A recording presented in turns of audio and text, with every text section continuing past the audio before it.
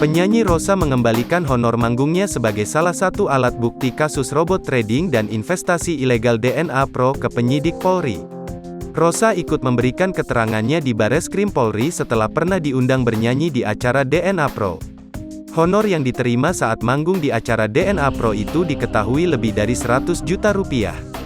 Penyanyi Rosa menganggap penggemarnya sebagai kunci sukses tetap eksis di industri musik Indonesia.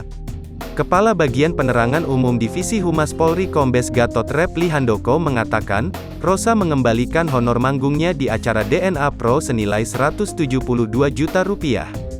Saudari R mendapatkan honor, yang diterima setelah dikurangi biaya produksi, sebesar 172 juta rupiah, kata Gatot Reply Handoko kepada wartawan, Jumat, tanggal 22 April tahun 2022.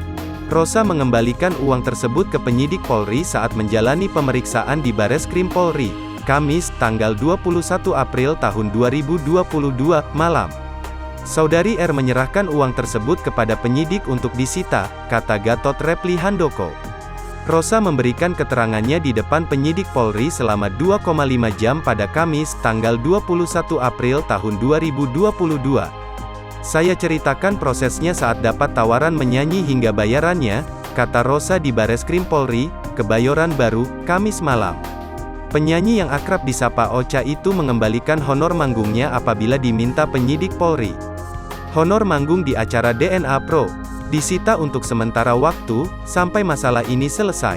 Kalau diminta, saya siap menyerahkannya, kata Rosa. Setelah bernyanyi atas undangan DNA Pro, yang belakangan diketahui sebagai robot trading dan investasi ilegal, Rosa ikut diperiksa polisi.